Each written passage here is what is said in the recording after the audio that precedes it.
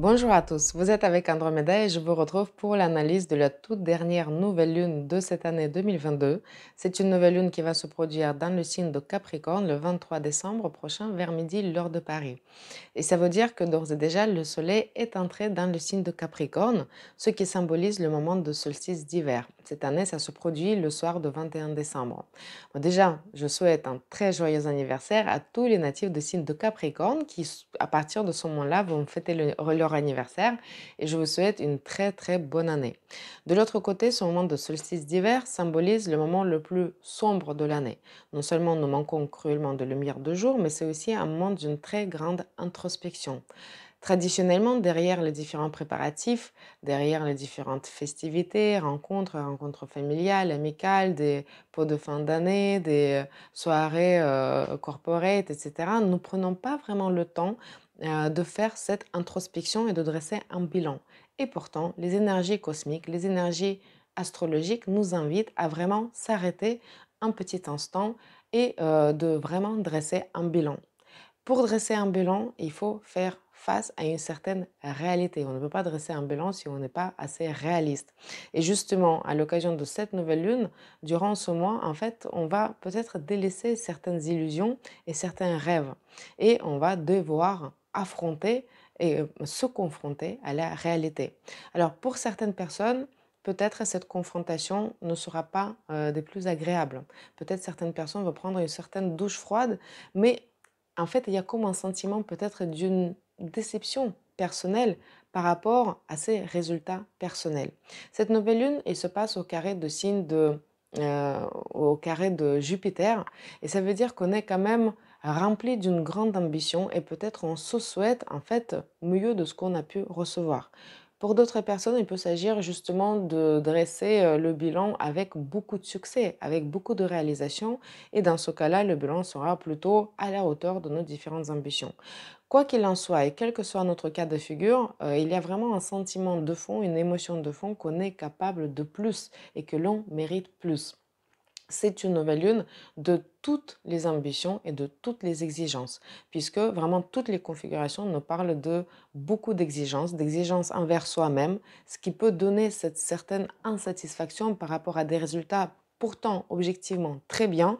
Et là, j'ai envie de vous dire, ne soyez pas trop dur avec vous-même, mais c'est aussi une nouvelle lune qui est marquée par une exigence avec les autres personnes. Et là, on peut attendre d'autres personnes à reconnaître davantage nos différents mérites et nos différents résultats.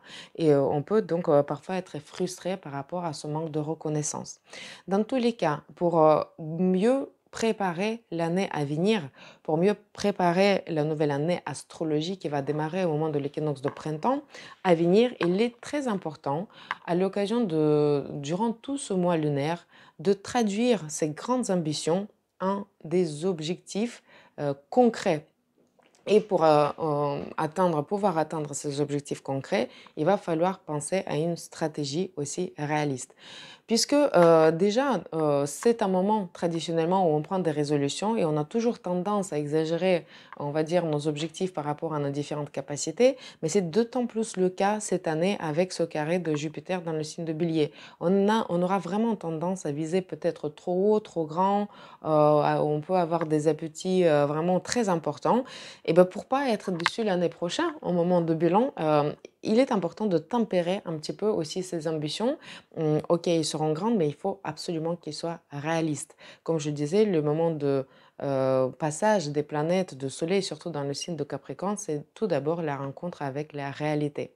Il y a à l'occasion de cette nouvelle lune 5 planètes qui sont présentes dans le signe de Capricorne. Le Soleil, la Lune, Vénus, Mercure et Pluton. Donc on est vraiment dans le dur de la réalité. Et pour pouvoir avancer, ben, il faut composer avec cette réalité qui peut ne pas toujours nous plaire et qui peut parfois être dure aussi avec nous. Mais c'est une aussi énergie d'une très grande maturité et d'une grande maturité qui va être notre atout pour avancer. C'est comme si, vous savez, le signe de Capricorne, il est dirigé par la planète qui est Saturne et la planète de Saturne représente une certaine autorité, y compris autorité parentale. Et en fait, on peut être dans cette situation d'un certain parent qui est réaliste, qui sait que bah, il va pas peut-être gagner au loto demain, qu'il ne va pas avoir la promotion pour les beaux yeux. Il sait que pour atteindre ce qu'il souhaite atteindre, pour être au rendez-vous de ses propres ambitions, il va falloir travailler dur. Et avec toutes ces énergies, toutes ces planètes dans le signe de Capricorne, en fait, on est tellement capable aussi d'une certaine discipline, d'une certaine retenue et d'un réalisme qu'il faut vraiment profiter de ces énergies pour pouvoir faire des avancées. On est plus discipliné, on est plus tempéré. Oui, on est persévérant, oui, on est exigeant, oui, on est ambitieux, mais on est capable de respecter les étapes, on est capable de respecter les hiérarchies, on est capable de respecter les règles et on est capable de fournir un effort progressif et lent pour atteindre nos différents objectifs. C'est une nouvelle lune. Traditionnellement, le moment de la nouvelle lune, c'est la naissance d'une nouvelle énergie, mais là, c'est vraiment la nouvelle énergie pour vraiment dresser le bilan, pour finaliser les choses. Le signe de Capricorne, entre autres, symbolise aussi la finalisation. C'est pour ça qu'on parle de bilan. Et donc, à la fin de cette année, on va plutôt vraiment finir certaines choses, concrétiser certaines choses, arriver à certains résultats et peut-être formaliser aussi certaines choses. C'est un signe qui est très lié à différents formalismes. Alors, comment ça pourrait se traduire? Ça peut se traduire aussi par tout simplement transformer la fin de quelque chose vers une nouvelle chose. On est très préoccupé par des questions, entre autres, professionnelles, des questions de carrière, des questions de projet, des questions de collaboration. Donc, on peut tout à fait, à l'occasion de cette nouvelle lune, avoir une promotion professionnelle. On peut avoir un poste qui nous donne plus de responsabilités. Et en fait, c'est la finalisation de nos différents efforts, peut-être d'une formation, enfin, en tout cas, ce qui précédait cette nouvelle aventure professionnelle. Il y a Mars qui est toujours rétrograde. Le Mercure va être rétrograde à partir de 29 décembre jusqu'à il me semble, 18 janvier, en tout cas jusqu'à la mi-janvier. Et c'est pas vraiment le moment pour commencer quelque chose de nouveau, mais comme je le disais, plutôt pour finaliser et pour formaliser. Vénus se trouve dans le signe de Capricorne, ça veut dire que c'est un mois qui est très propice à la signature de différents contrats, des contrats professionnels, la formalisation de certaines, peut-être ventes, la formalisation de certaines relations, qu'elles soient de nature professionnelle, qu'elles soient de nature personnelle aussi. On est très dans le concret, on est très dans le sérieux. Alors juste au moment de la signature, il se peut qu'il y ait des délais.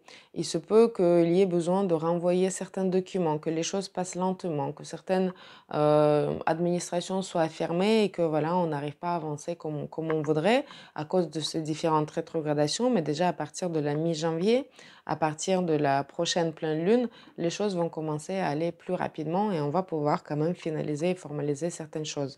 C'est un excellent moment pour dresser aussi le bilan de compétences, pour comprendre où est-ce qu'on en est professionnellement, qu'est-ce qu'on souhaite devenir professionnellement aussi et comment on peut construire ce pont entre ce que nous sommes aujourd'hui et ce que nous souhaitons être demain.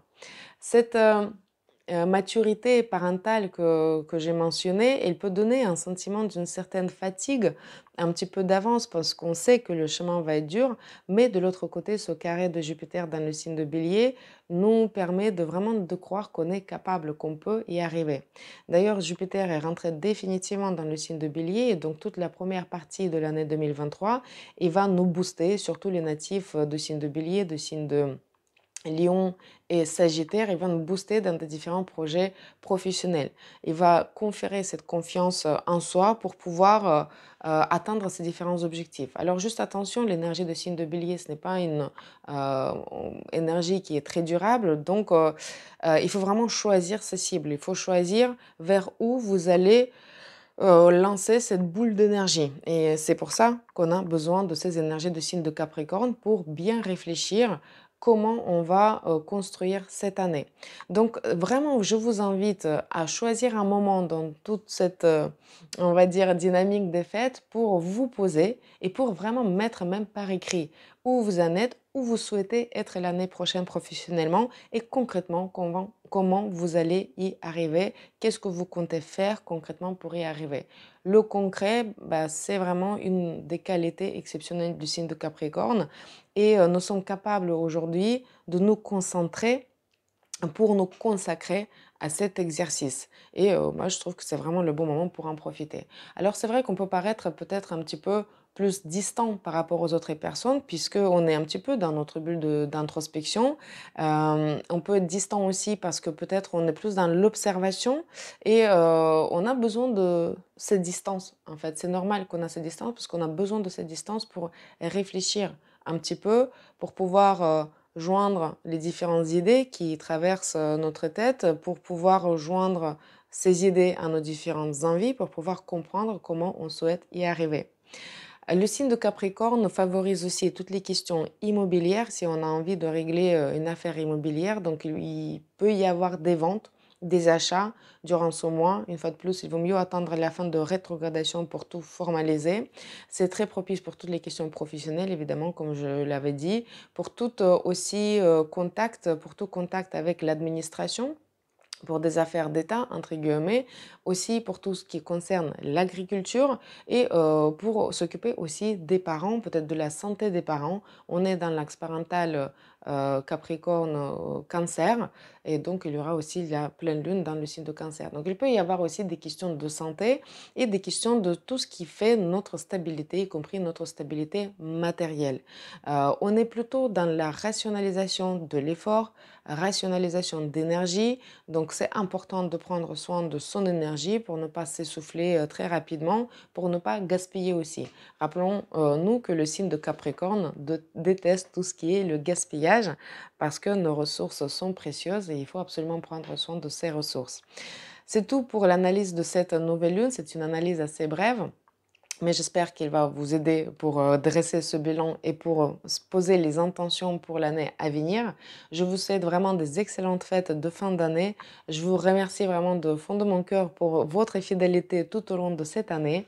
À partir de l'année prochaine, je compte diversifier aussi le contenu de ma chaîne. Donc, je suis preneuse de vos souhaits et de vos intérêts. Si vous souhaitez aborder certaines questions, n'hésitez pas à laisser un commentaire dans cette vidéo pour que je puisse aussi cerner un petit peu vos intérêts pour mieux y répondre l'année prochaine. Une fois de plus, merci, prenez soin de vous et profitez bien de ces moments des fêtes et de retrouvailles avec la famille et avec les amis. Je vous retrouve l'année prochaine pour analyser la première pleine lune de l'année 2023 qui sera dans le signe de Cancer. À très bientôt, au revoir.